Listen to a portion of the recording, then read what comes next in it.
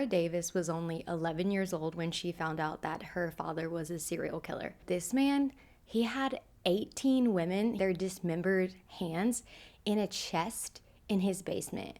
The police show up whenever Nora's 11 years old. They pick up her dad and they arrest him. They also pick up her mother. Her mother gets taken to jail. Her mother doesn't see trial. Her father ended up getting 18 life sentences. He's now in a maximum security prison. Nora had no choice but to grow up, change her name, Nora Nerling, to Nora Davis. She ended up living with her grandma. She is now 37. She is a successful surgeon. And no one knows her past. People around her, her old patients, start showing up missing and then murdered. The same signature, the same staging, all of her father's MO is happening again. But Aaron Nerling is still in prison, so who's doing this? That is the question.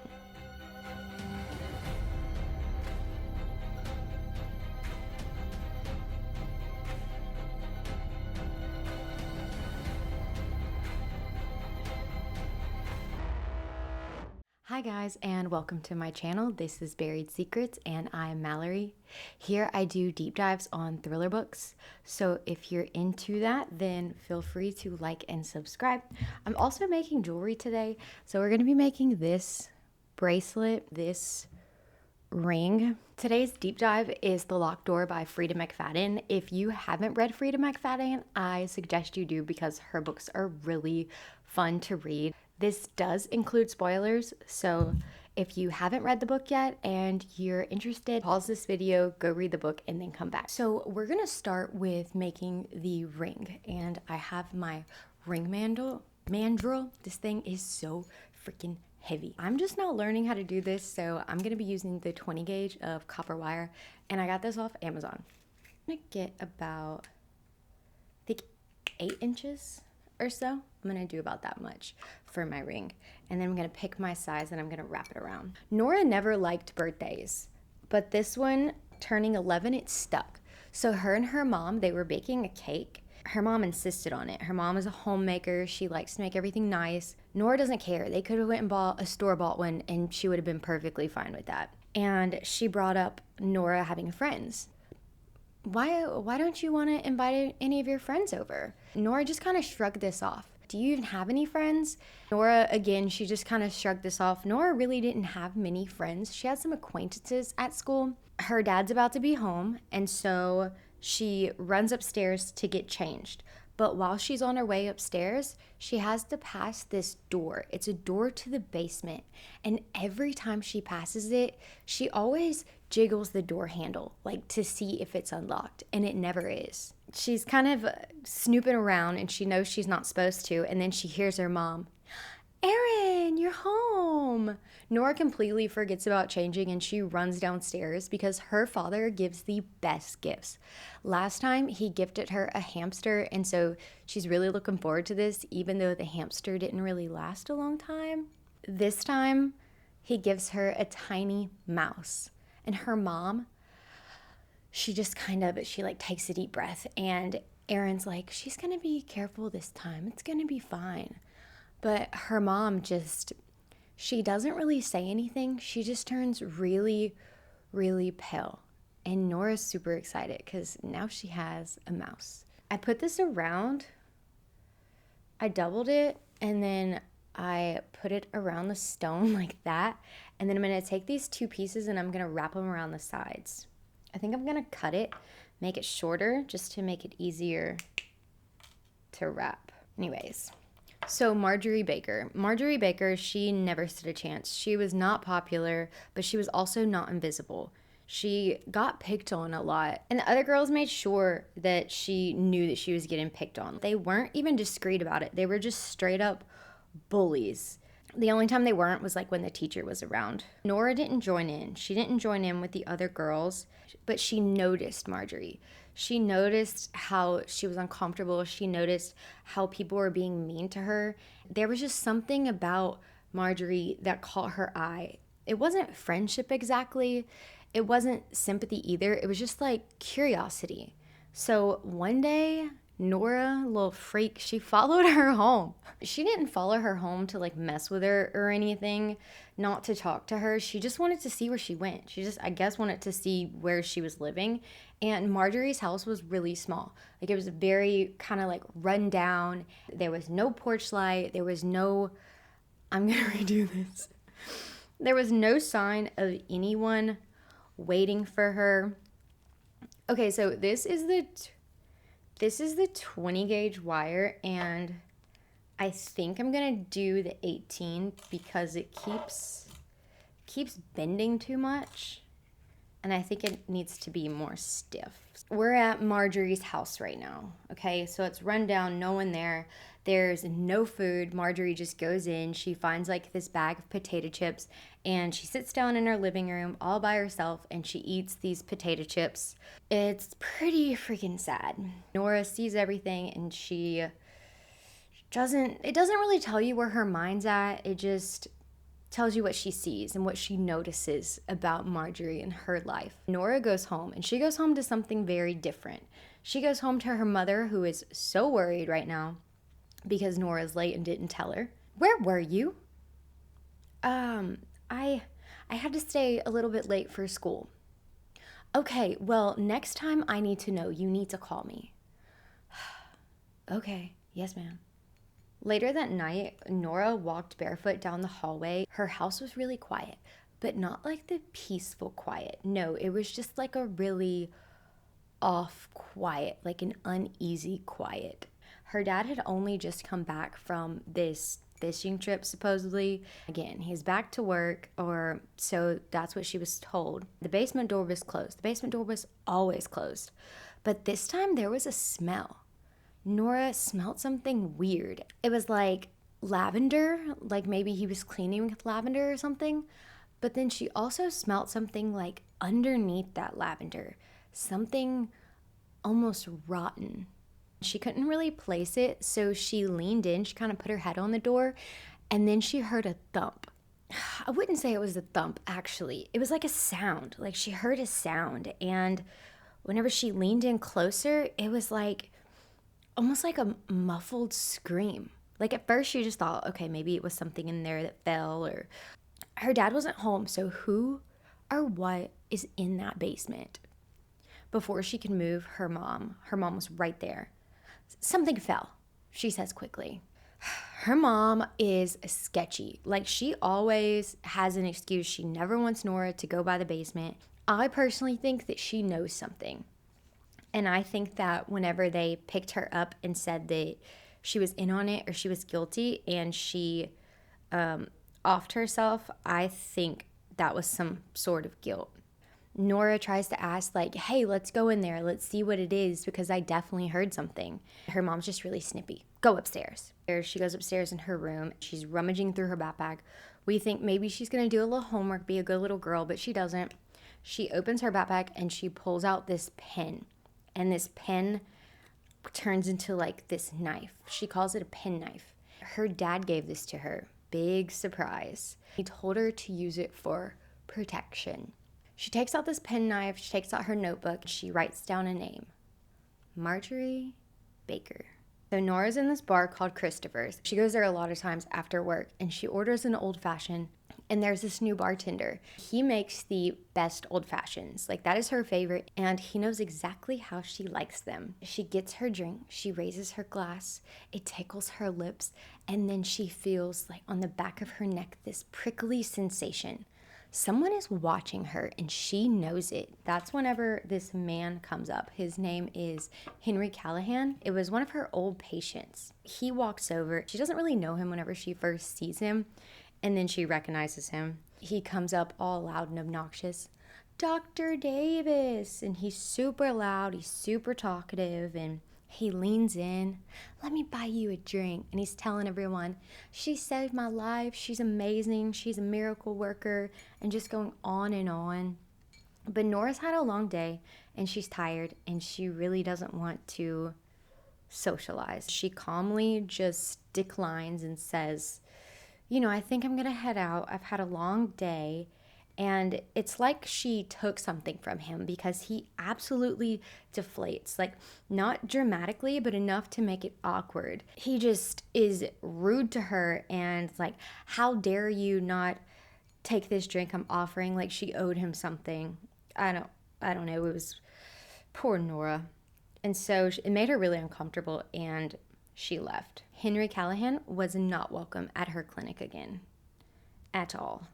Never. So I'm thinking if we keep this on the mandrel while we're wrapping it, I think that's going to keep things in place. But I'm just going to wrap it again around the top. Hold it down. Okay, so now it kind of looks like this. Yeah, now it looks like that because I switched to silver. Nora leaves the bar and she climbs into her Camry. The streets are slick with rain, and that's when she sees it, a blue Dodge. It's the same car that was parked outside of Christopher's, and it's behind her now, following her. She starts to think, okay, maybe this is Henry Callahan, maybe he just wants to scare me. And she doesn't want this blue Dodge to know where she lives, so she pulls into a police station and she kind of just waits it out. And eventually the blue Dodge disappears and she's safe and she can drive home. She doesn't necessarily love being home because her house is kind of made for like a small family and it's just her. So it's pretty cold and I guess uninviting. Seems lonely. She gets home and she puts her keys in the door. She kind of jingles them and she says, "Honey, I'm home." Except no one answers because, Nora, honey, you live alone. But there is this stray cat that she's been feeding. It's not hers, but she takes care of it anyways. And she knows that her father would let this cat starve. She's not her father. She's better than her father because she takes care of animals. There's a thud outside and she freezes. She catches her breath. She tries to remember, like, okay, the blue Dodge, I made sure he was gone before I headed home. He didn't follow me, right? He didn't follow me, right? She kind of second guesses herself. Anyways, it was the cat, and she goes outside and she feeds the cat.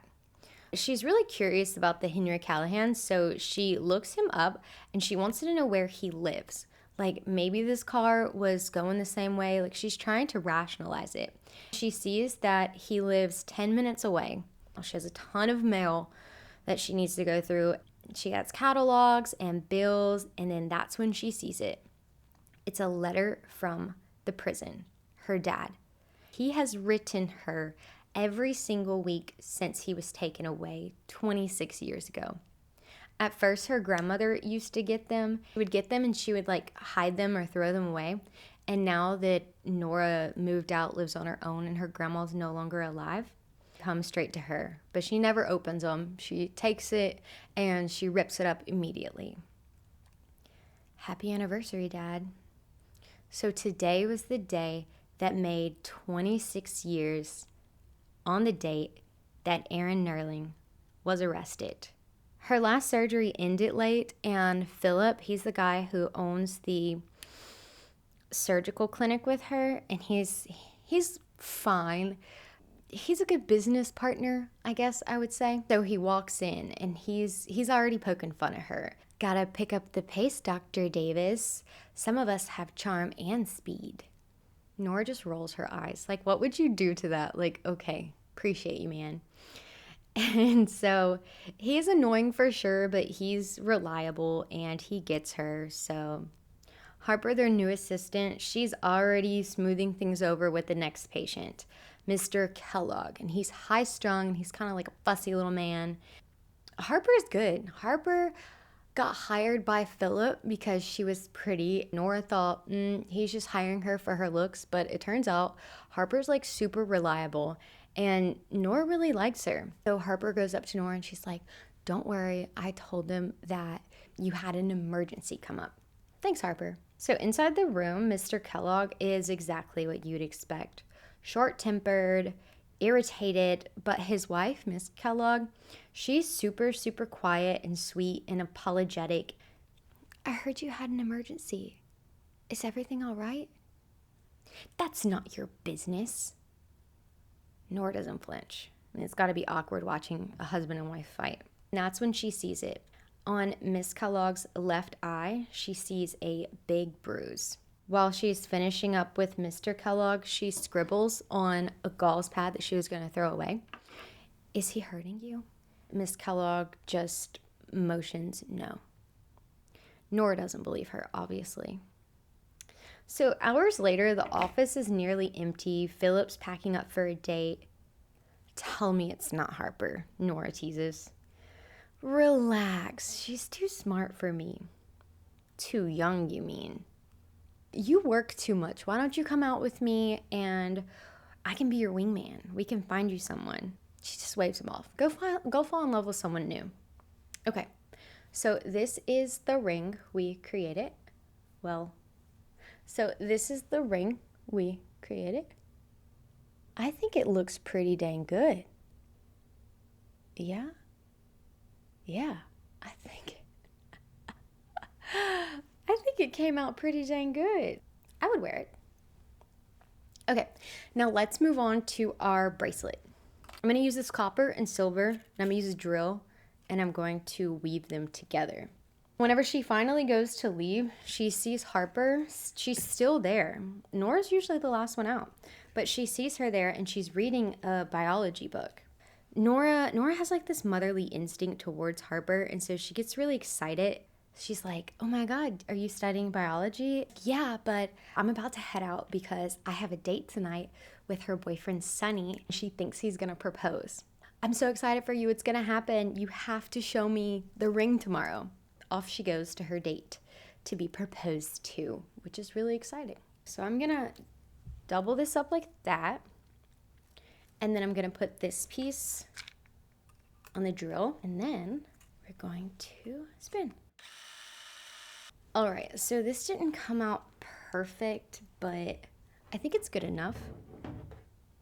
There it is. And so now it looks like this. It's not perfect. By the time Nora leaves the office, it's raining and she has no umbrella. The thought of going home just makes her super uneasy. So, and guess where she's headed? You guessed, straight back to Christopher's, like she does every single night. When she gets there, she's a little hesitant because of what happened the night before with Henry Callahan. She kind of scopes it out, but she doesn't see him there. She sits down at the bar. Another old-fashioned for you, Doc? And she loves that he calls her Doc. Like, since she's in scrubs, usually people assume she's a nurse, but he has always called her Doc. Do I know you? He freezes. Yeah, I'm Brady Mitchell. This is her ex, like her college ex, like not just a guy that she went on a couple dates with. No, she actually dated this dude for 3 months. He looks different, and she's kind of curious, like, why didn't he just tell me to begin with that he knew me? That's kind of sketchy. Then she also thinks about it. Okay, I met him in college. He has a degree. Why is he a bartender at a local bar? He tells her about how he got a really good job in finance, and then he joined a startup. He got a divorce. This guy just seems to have had a rough life. He's putting feelers out, and he wants to get a new good job. It's just not happening right now. So he's bartending. Did Henry bother you anymore once you left? Of course she lied. No, but the truth is she's still shaken up about the whole thing. It was really scary that he was following her. She just kind of keeps it to herself. She starts to think about, like, okay, why did me and Brady break up in the first place? Like, she doesn't even remember. Poor Nora. She doesn't remember how she dated this guy in college for 3 months and doesn't recognize him, and then doesn't remember why they broke up. While she's sitting there, the TV flashes. Amber Swanson, missing. She just gets up. Brady reappears. Hey, you want to go get a drink? No. Well, what if we go get some dinner? No, I have to be up early. Not this time, maybe another time. She almost says yes, but she doesn't, because she promised herself she is never getting married, so this is pointless. No marriage, no attachments, no kids, nothing. Nora bolts out of Christopher's. She is ready to get out of there. It was raining, and so Brady gave her an umbrella. It is pouring. Her old Camry is cold. Her windows fog instantly. She cranks the defrost with her hands almost like shaking. She sees headlights. Okay, maybe it's a coincidence. The storm is getting really bad, and these headlights are getting closer and closer to her, but she's trying not to freak herself out. She's like, okay, maybe this isn't this guy. Like, maybe this is just someone. I'm just being paranoid. She makes a left, they make a left. She makes a right, they make a right. Like, they are clearly following her. She almost goes back to the police station, but then she tries a different route, okay? Because the road she's on is almost always empty, but there's no way that it's just somebody driving. I think it'd be a lot easier if you had like tape to hold it down, because trying to hold this and this part at the same time while I'm trying to wrap seems to be a difficult task. Okay, so she sees the headlights. They're cutting through the storm behind her. They're too close, and she's thinking, not again. Maybe it's nothing, maybe it's a coincidence, but this road is always empty. And Henry Callahan, he had a reason to be angry. The Dodge tails her one turn after another. The third curve tightens, and she grips the wheel. Blinding, drowning, his high beams are hitting. You know, whenever you're in a little car and somebody's in a bigger car and their high beams are on and it's just like you cannot see it all, that's what he was doing to her. So he's tailing her, and she's thinking to herself, what would my father do? Her hands clench. She doesn't head for safety. She heads down a back road, one that she knows is really dangerous, has a lot of really swift twists and turns. Not many people know about this back road. Not even the locals are very familiar with this back road. Like, no one takes this back road. And the Dodge follows. She's speeding. Her tires are screeching behind her. The roads are slick. One bad move and it is over. She spots the sharp curve up ahead, slows down just enough to make her turn, and that's when she hears a screech of rubber, then a crash, metal on a tree, and a sound that feels final. The smoke rises in her rear view. Nora doesn't look back. She doesn't go back. She calls the police. Really calm, really collected. Hi, I just drove by and there's been an accident. Ma'am, where are you? She gives the location. She doesn't give her name. Not a witness, not a participant, just a stranger with good timing is how she wanted to be known. So she hangs up and she drives away. Somewhere deep inside, she feels it.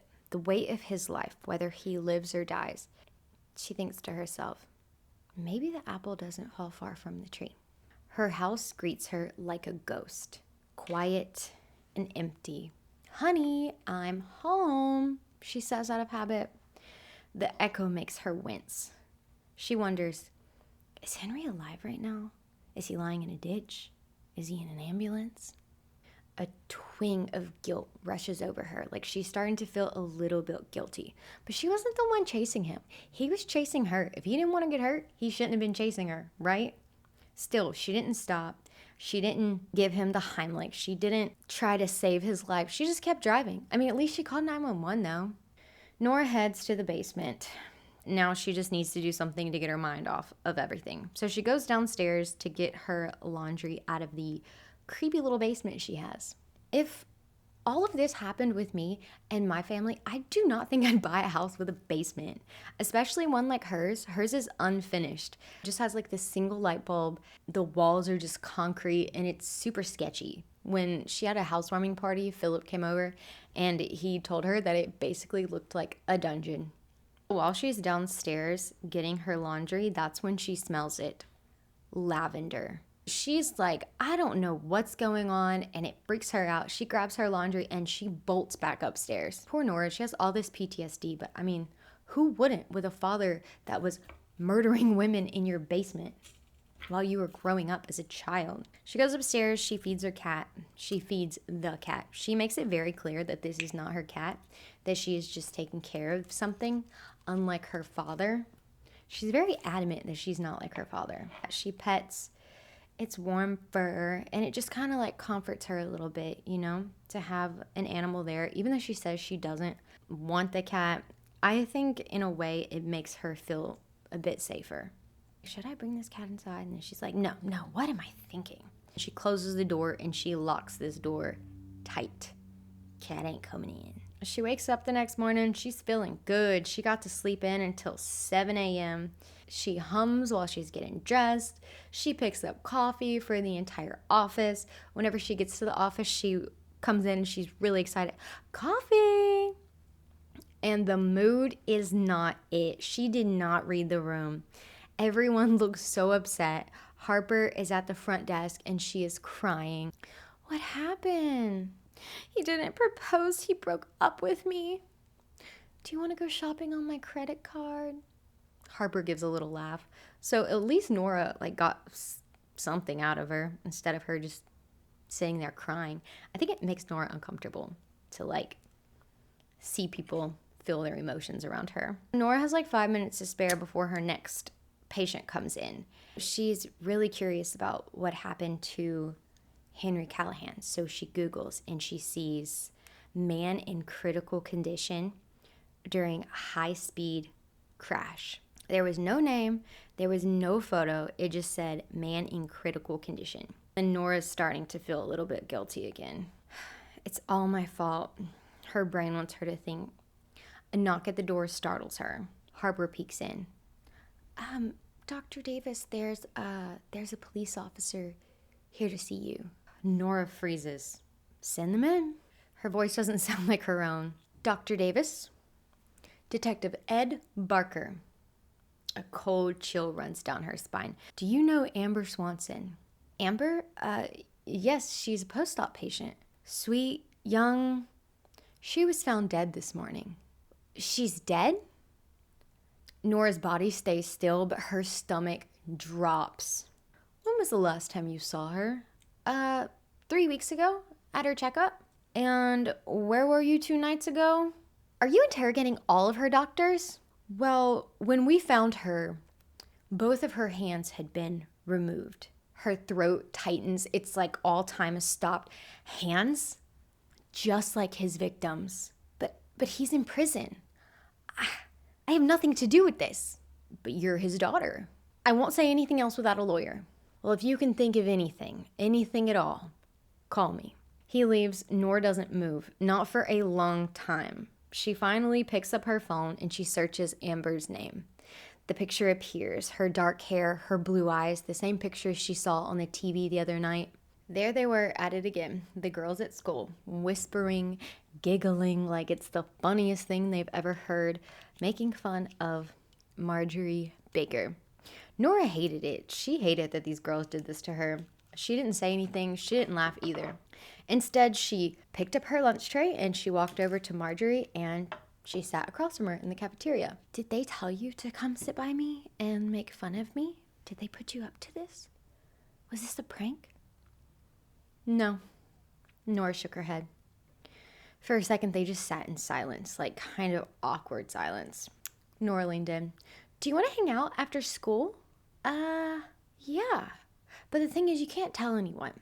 You can't tell your mom. You can't tell anybody because then the girls at school are just going to make fun of you. Okay? Okay. Marjorie's a little bit hesitant. She's a little bit cautious, but she's also grateful. She doesn't have any friends, and so I'm sure she's ecstatic to finally have someone who wants to hang out with her. At home, Nora found her mom folding laundry and let her know, hey, Mom, I'm gonna have to stay late after school tomorrow, okay? I don't want you to worry. Okay, thank you for letting me know. Now get ready for dinner. Her father sat at his usual chair at the dinner table. You've been eating a lot lately. His eyes fixated on Nora's mom. I've just been hungry. I'm embarrassed to even take you out. What? Nora froze. She just is in disbelief. Why is her dad being so mean? He's literally just being so hateful. He got up. He went straight to the basement. He does this every time he gets angry. He literally leaves and goes straight to his basement. Lavender. Of course, it had to be lavender. Nora picks up the soap. She busts into Philip's office. What the heck is this? It's soap, Nora. It's lavender soap. It's just soap. She hurls it in the trash. She cannot believe. I told you I don't like lavender. Well, we needed soap. She knows she overreacted, but she doesn't care. The smell literally makes her feel like she did back in that house with her father on the nights that he was angry. Out in the lobby, Harper and Sheila are giggling. They're putting their coats on. Want to go out for drinks with us, Nora? Brain check. The thought of pretending to care about men was completely uninteresting to her. Oh, I'm gonna go home, but guess where she goes? Surprise, surprise. Christopher's, of course. As soon as she walks in that bar, she sees him. He has that shaker, and he's flexing him. It's just like his muscles are showing like it's choreographed. She's having like a Magic Mike moment in her head. And he sees her and he immediately lights up. Nora doesn't waste any time at all. When are you off? In an hour? Good. Let's go. To dinner? No. Your place. His smile falters. Poor guy. He probably thought that she wanted something from him because he seemed very hopeful. His face just completely falls. He seems reluctant, but he still shakes his head. Yes, his neighborhood is a graveyard. Shuttered windows, grass like straw. There's a rocking chair on his front porch. It looks like a skeleton is literally sitting in that rocking chair, just swaying. But it's an older woman. She has white hair, sunken in eyes, and she just sits there slowly swaying in the moonlight. Brady waves. Hey, Miss Clemsford. She doesn't respond. She doesn't lift a head. She just rocks. Nora, her skin prickles. The apartment is so small. It's on top of this old lady's house in the back. He rents from Miss Clemsford, but he does it through her niece because she's a little out of it. Brady notices Nora's face. I didn't get much in the divorce. Well, would you like to give me a tour? Here's the living room, here's the kitchen, that's the bathroom, that's my room. And then there was another door. Well, what's that door? Oh, that's just my office. Your office? What's in there? Just some files and stuff that I need to keep safe, and she ignores it. She's trying to get laid. And so she walks over to him. She puts her hand on his hand. She looks him in the eyes and they kiss. Halloween, the mask, Jason, Freddy. Oh my God. Then him. He was wearing his face. Whenever they were dating, they had this Halloween party that they got invited to. Brady was like, okay, we got invited to this Halloween party. Okay, I'll be a sexy cat, wear something cute. But Brady was super into thrillers and gore and horror. And he was like, no, we're going to wear these face masks. They were in his closet and he was pulling out all his face masks. A Freddy Krueger one. He pulls out a Jason one. He pulls out all of these psycho killers. And then the very last face he pulls out is her father's. She runs out of there and she never talks to him again. And that's how they broke up. And she is just now remembering this. I feel like if something that traumatizing happened to me, I probably would have remembered that. She goes to the bathroom. She just needs to breathe, and then coming back out, she sees that door again. Her indoors, girl is traumatized. She jiggles it. She tries to open it, but it is locked. She's completely freaked out and she is ready to leave. What's going on? The door's locked. I can't stay here. Seriously? It's just my documents. She gets dressed as fast as she can. Her voice is clipped. Brady has no idea what just shifted. Nora cannot stop thinking. She cannot stop thinking about what is behind Brady's freaking locked door. Why do all the men she loves have locked doors? She's going to have to start going to people's houses and just opening every single room just to make sure there's nothing scary, because she does not have good luck. So she rushes out of there. She's back at home. Honey, I'm home. Every single time she walks through the door, and the silence echoes, but there's a thump in the kitchen. She smiles. She's expecting the stray cat. She turns the corner and there's no cat. There's just an envelope. Whenever she opens the back door, it's just sitting there. It has a postage on it, but it didn't have the stamp over it, which means that someone was going to mail it and they didn't. She picks it up. Her whole body is triggered when she looks down and she reads the name Aaron Nerling. How did this even get here? Is he out? Like her blood is like ice. She checks her window, she checks her doors. Nothing's broken, nothing's open.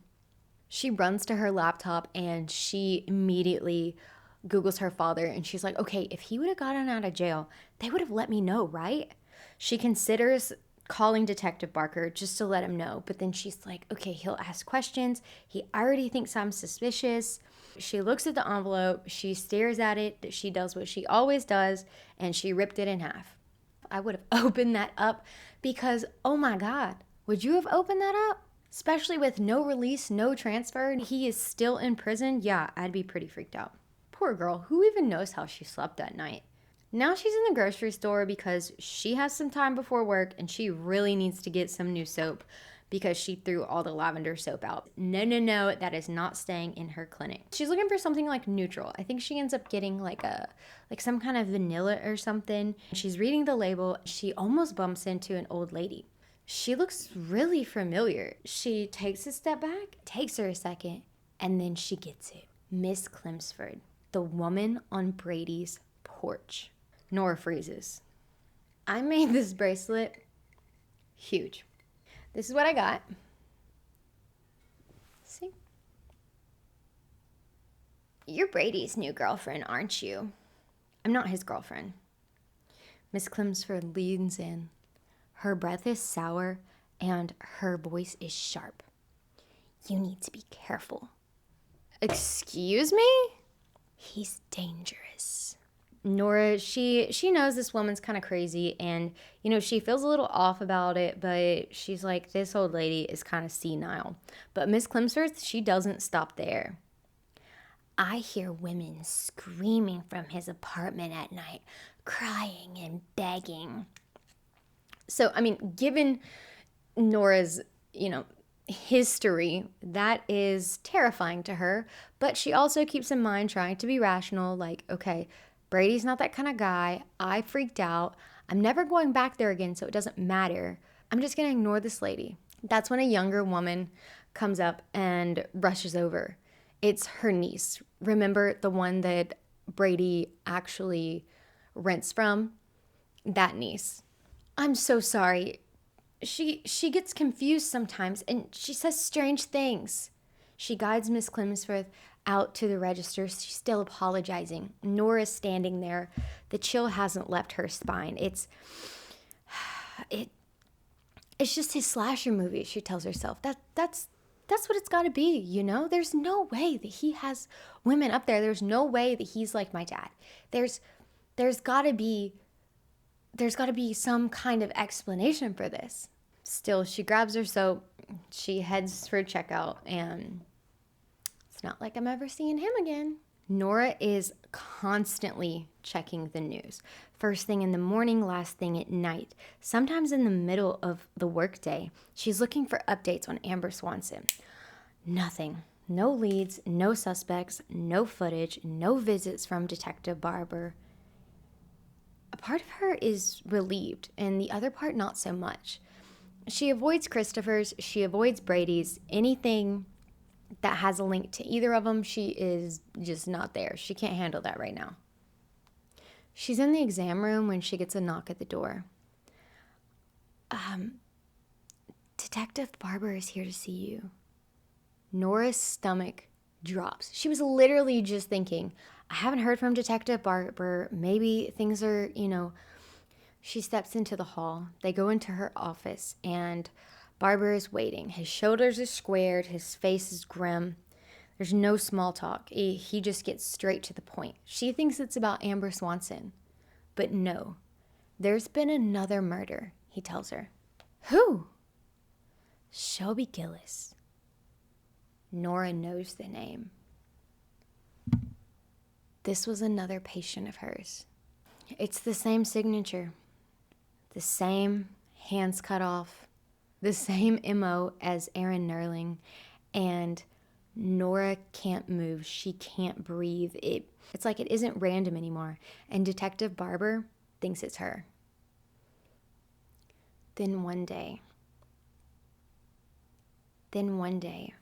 Nora passes the basement.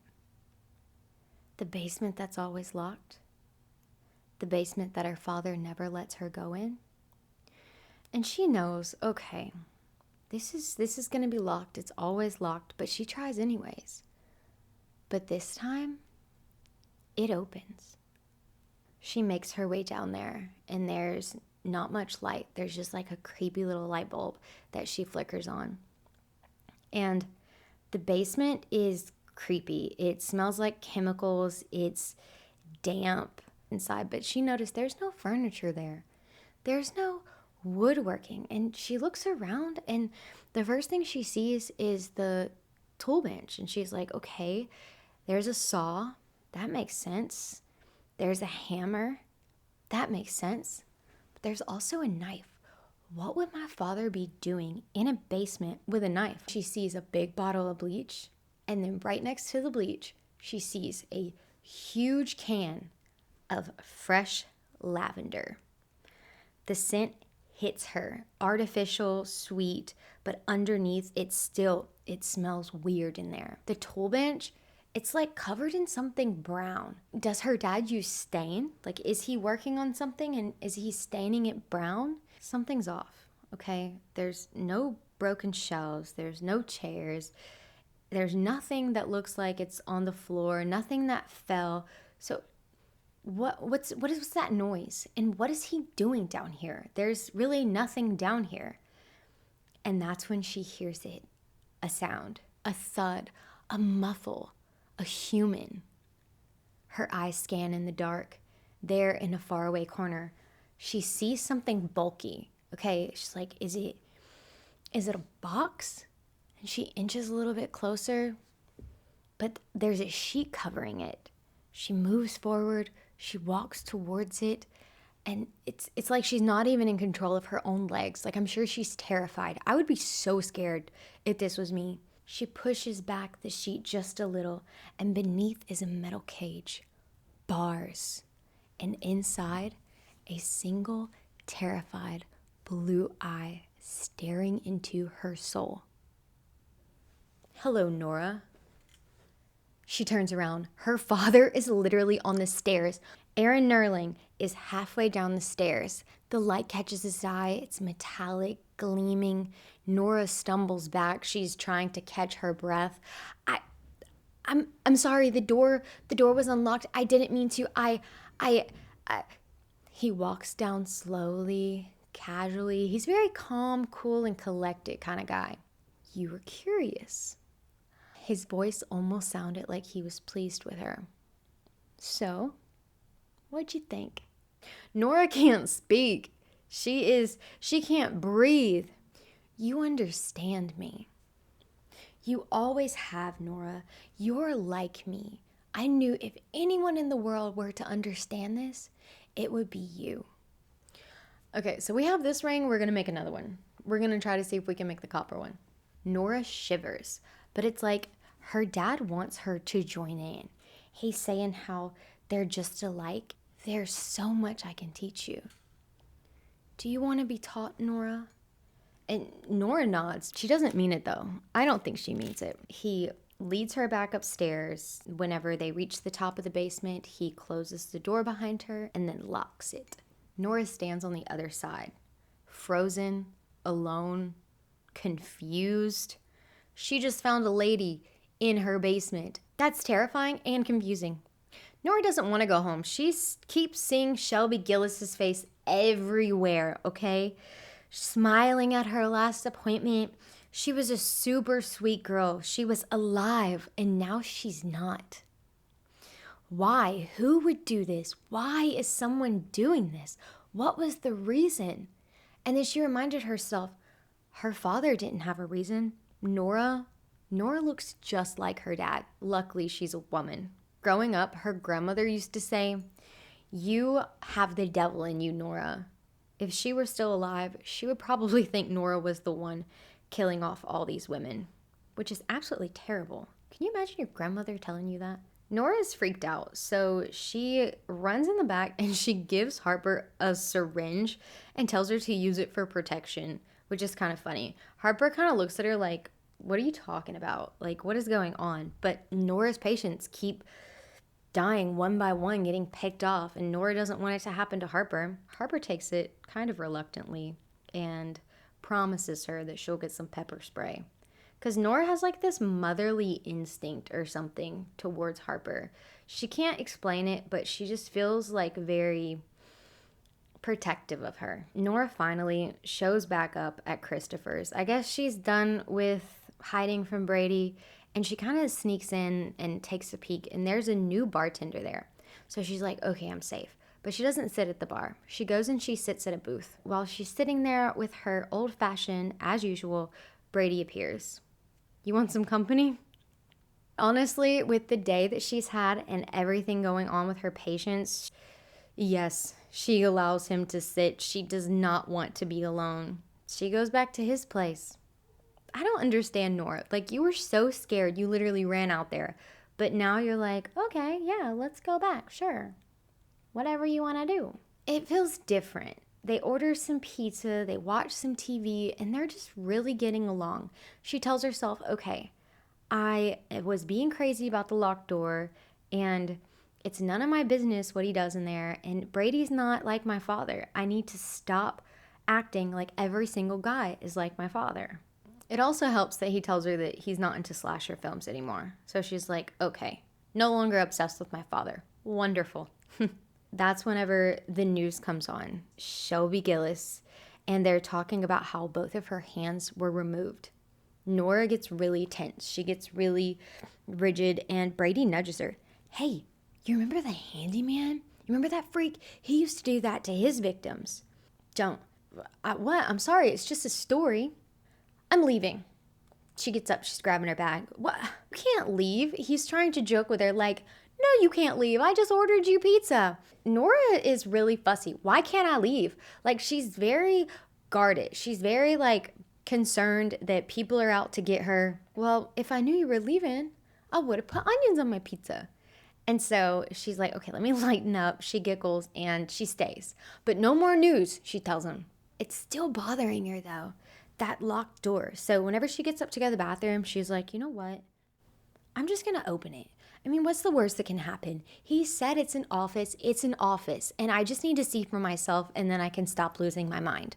It's not locked, and it's not an office.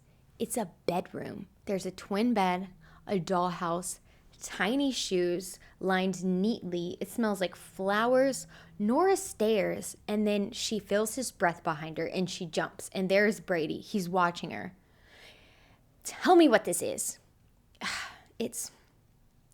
I have a daughter. You have a daughter?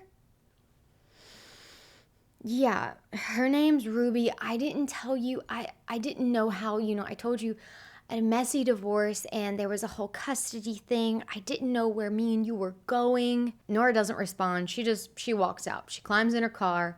Her hands are shaking, and suddenly she understands. Brady wasn't hiding Ruby from Nora. Brady was hiding Nora from Ruby because he saw something in her. He saw something dark. That's why he was drawn to her all those years ago. Something about her reminds him of the monsters he used to idolize. Nora pulls away from Brady's place. She sees her again, Miss Clemensworth, still rocking, still watching, her mouth stretched into a gummy grin.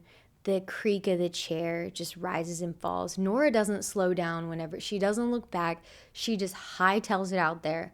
I'm never coming back here again. This is the second time she has said this. She keeps saying that and she keeps going back. I did another ring and I did it so much quicker. I think I'm going to do it in the tougher metal because this one's pretty soft and it kind of moves. So far, we have these two. I like the silver. I'm really digging silver. The city is losing its mind. Copycat killer.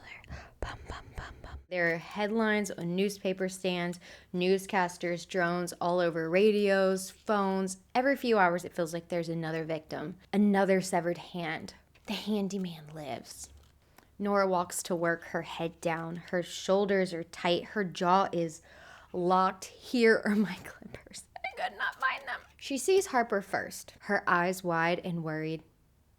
"Did you see Dr. Davis? One of your patients is on the news." Nora freezes. Before she can even speak up, Philip swoops in, oblivious to everything. Philip is so oblivious. Like, he is such a...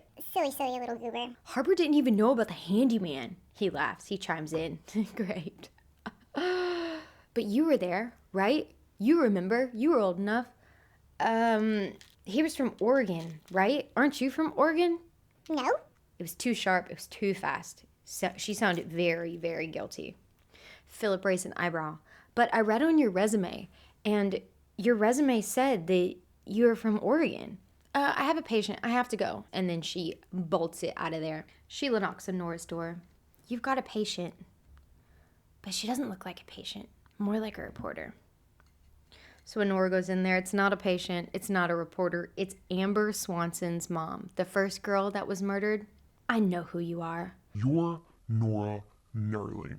I'm so sorry for your loss. "You think this is all a coincidence? You think you're fooling people? I would never hurt anyone. I'm going to the press, and I'm going to tell them exactly who you are and exactly what you're doing unless you tell me where my daughter is." "I didn't do it. I swear. I'm not the one who's doing this." Nora can't speak. She has nothing left to say.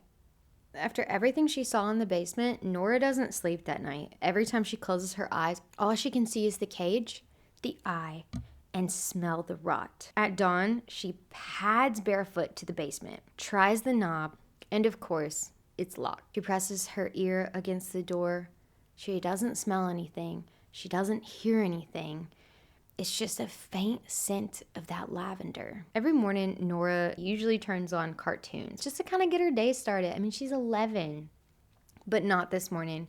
This morning, she turned on the news. A woman's face appeared. "Woman missing after morning jog. Mandy Johansson, 25. Pale skin, long dark hair, blue eyes. So blue." Nora shuts her eyes, but she still sees it, that terrified blue eye locked inside a cage. She knows. Mandy Johansson is in her basement. "Good morning, Nora." Her father's voice makes her jump out of her freaking skin. She fumbles for the remote and she hurries up. She switches it from the news to cartoons as fast as she can so he won't be able to see. And she does it in time. He drops down on the couch just casually beside her. "It was nice having you in the basement last night. Maybe you'll come down again tonight?" "Maybe." He pats her on the knee, he grabs his keys, and he slams the door behind him. Nora turns back on the TV, and Mandy Johnson's photo loops right back up again. Her mom walks in the room. "What you watching?" There's this girl who went missing, Mandy Johnson." Her mom looks at the TV, covers her mouth, runs into the bathroom, and Nora hears her, sick in the sink. After class, Nora meets Marjorie behind the school, and she is beaming. She is so excited. "You came!" "Did you tell anyone?" "Nope. I told my mom I was just staying here late." "Good." She passed the vibe. She can keep a secret. They walk for a while, and Marjorie is talking nonstop. And "Do you want to play Barbies? I can't wait till we get to my house. We're going to have so much fun." Nora just wishes she would be quiet. She tunes her out. But while they're walking, she sees a trail. The trail is overgrown. It's hidden in the shadows. "Let's go play there." "My mom said I'm not allowed to go in there alone." "But you're not alone. You're with me." "Don't you want to just go to my house? We can play Barbies." "Barbies are for babies." I really don't think it's a good idea." "Okay, then you stay here. I'm going to go down there." Nora heads towards the woods. "You coming?" Marjorie lingers, and then reluctantly she follows. Being liked feels better than being safe, apparently. The trees stretch out above them. The light disappears. "I thought of a game." "What is it?" "You'll love it." Okay. It's called Hunter and Prey. Marjorie does not laugh. She just stares at Nora, confused. And for a second, Nora forgets who she is, who she wants to be. The past closes like a door, and we're back in the present. The clinic is nearly silent. Everyone has already clocked out. Nora is dragging her body through the front doors from a sore and brutal day after the whole Amber Swanson's mother comes in. And she knows that the truth is going to be out and her whole life is about to change. Whenever she gets downstairs, she halts. She sees a figure standing there, staring at her. It's Brady. What are you doing here? I didn't like how it ended the other night, and I feel like it was a big misunderstanding, and I really would just like to talk to you. Okay, fine, you have 5 minutes. I didn't tell you about my daughter because I have a really messy divorce, and I'm trying to get partial custody. Whenever my ex-wife took her away, I barely get to see her. She's barely with me, and 5 minutes are over. Okay, I understand. Thank you for listening. Nora's confused. She's like, wait, what? Why aren't you fighting for me? And is that it? Are you done? You're not gonna fight for me? What do you want me to do? Tell me what you want me to do and I will do it. She realizes, okay, so I probably like this guy if I want him to sit here and grovel. And she does. She truly does like Brady. He offers to walk her to her car and she agrees. Okay, because we know you like him, Nora. Everyone knows you like him. So why are you fighting this? I don't even know. When they reach her car, she catches her breath. Her tires are slashed. Not just like, not just like somebody barely, like full on ripped rubber slashed. Violently slashed. Someone did this on purpose, she whispers. Brady crouches beside the wreckage. What the hell? Nora wraps her arms around herself. Her thoughts spiral from work. Was it the woman earlier? No, that was during the day and that was hours ago. This was personal. She pulls out her phone, searching for help. Towing services, mechanics, all closed. I mean, she leaves so late from work. Brady watches her quietly. I'll drive you home. Nora hesitates, but she's had a long day. She wants to go home. She's too tired, and so fine. When they get into his car, it's spotless. But it's like almost too spotless. If you have kids, your car tends to be extremely messy. So she scans and she sees there's no crumbs on the floor. There's no car seat in the back. Nothing in here says, hey, I have a child. And Brady notices. She's too old for car seats. I just took one out. There's a booster seat on the way. Nora nods, but she doesn't say anything else. She doesn't relax. On the drive, she watches him. This man who feels so safe but keeps way too many secrets. A locked door in his apartment, a daughter. His reflection catches the window. Pale, haunted. She still wonders if he'd still be smiling, if he knew the truth, if he knew who she was, if he knew who her father was. They turn on her street, and there's flashing red and blue lights flickering up ahead. Her heart drops. She forgot to return the detective's call. Is that for your tires? Brady asks. Just stop the car, she says quickly. He doesn't stop. I said stop. She yanks the door handle. He slams on the brakes. She stumbles into the night air, lungs burning. And guess what? Brady follows. He freaking follows her. Detective Barber leans against her cruiser. Of course it's Detective Barber. Can we chat for a minute? Do you mind if I take a look inside? My house? She's had enough going on tonight. You're gonna need a warrant. Detective Barber doesn't argue. Tomorrow, 10 sharp, bring your lawyer. Thank God Brady was there, because he got the detective to leave and she was already having a really rough night. Inside, Nora's head is floating. She is dizzy. She is buzzing. She feels like she might fly away. Brady offers her some water, and he tells her, hey, look, I don't know what's going on, and you don't have to tell me, but I'm here if you need. The fact that he said you don't have to tell me makes her want to tell him. 2 of my patients are dead. She swallows the next part.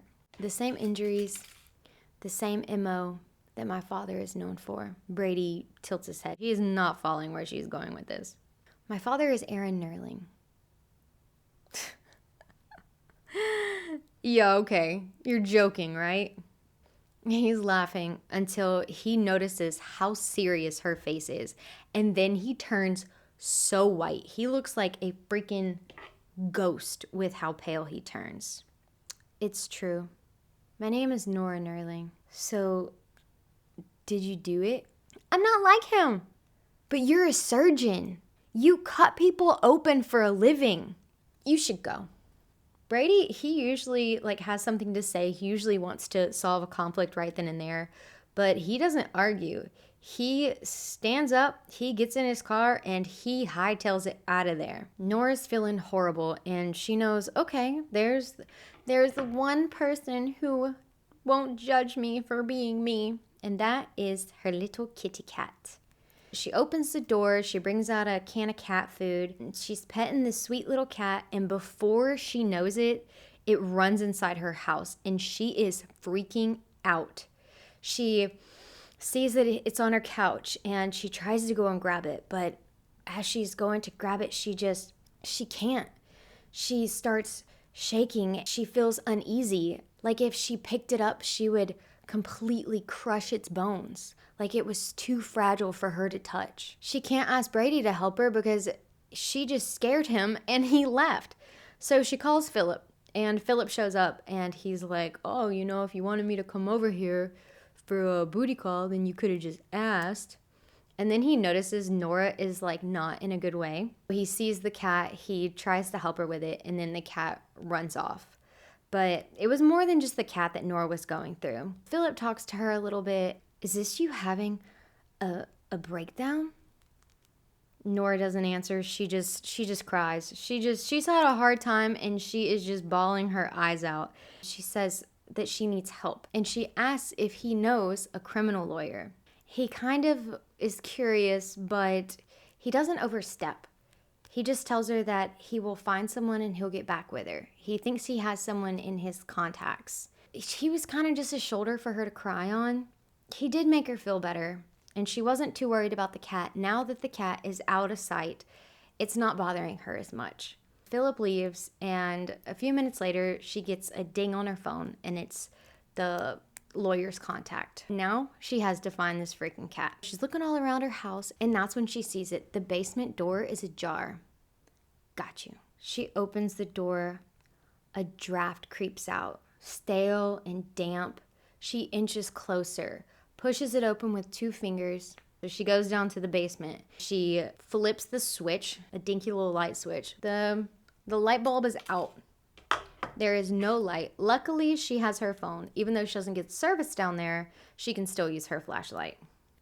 She takes one stare at a time. Halfway down, she hears it. A soft meow. The cat. Got you. She spots the cat, and it's hunched over. It's licking something off the floor, and she thinks at first it's just like a puddle of water or something.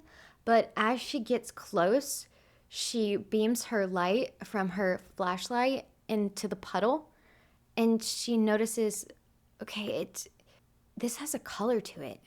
Dark, red, thick, blood.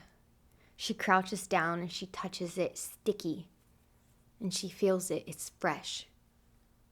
Her heart lurches. If the police had come in here earlier, they would have found this. Someone is setting me up. Who was here? And no one would believe her. She couldn't just call the detective, because would he just believe her that she just showed up and then there was blood in her basement? She grabs a rag and she just starts scrubbing. She just decides she's just going to get rid of the evidence. She can't help but wonder, is somebody watching her? Is somebody setting her up? She doesn't call anyone. She just deals with it. Tomorrow she is buying an alarm system. The whole deal. I don't know why she hasn't bought one already. There is no way I would live in a big quiet house by myself without some kind of alarm system. A new lock, a deadbolt. They're not getting in unless she lets them in. Hunter and prey? Marjorie repeats. Her voice is so small. She's nervous. They're deep in the woods. The road and school are long out of sight. Nora smiles. It's just a game.